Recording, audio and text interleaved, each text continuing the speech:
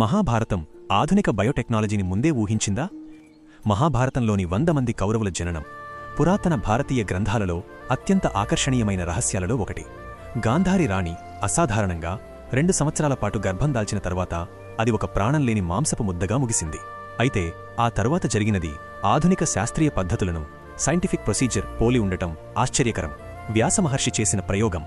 వ్యాసమహర్షి ఆ మాంసపు ముద్దను 100 విడి భాగాలుగా విభజించి వాటిని పోషకాలతో కూడిన నెయ్యితో నిండిన సీలు చేసిన కుండలలో ఉంచారు. నేటి ఆధునిక విజ్ఞాన శాస్త్రంతో పోల్చి చూస్తే ఎంబ్రియానిక్ స్ప్లిటింగ్, పిండం విభజన, stem cell research, stem cell పరిశోధన, ఆర్టిఫిషియల్ ఇంక్యుబేటర్స్, కృత్రిమ ఇంక్యుబేటర్లు, ల్యాబ్లలో ఇలాంటి అద్భుతాలను సాధించడానికి నేడు వీటిని ఉపయోగిస్తున్నారు. పురాతన విజ్ఞానమా, కవి ఊహానా? పురాతన కాలంలోని ఆ నెయ్యి కుండలు నిజానికి కృత్రిమ గర్భాశయాలకు, ఆర్టిఫిషియల్ వూమ్స్ ప్రాథమిక రూపాలా?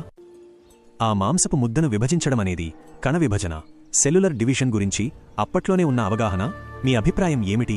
ఇది కేవలం కవుల అద్భుతమైన ఊహాశక్తా, దైవిక శక్తా, లేక కాలగర్భంలో కలిసిపోయిన అత్యంత అధునాతన ప్రాచీన సాంకేతిక విజ్ఞానానికి, ఏన్షియంట్ టెక్నాలజీ నిదర్శనమా?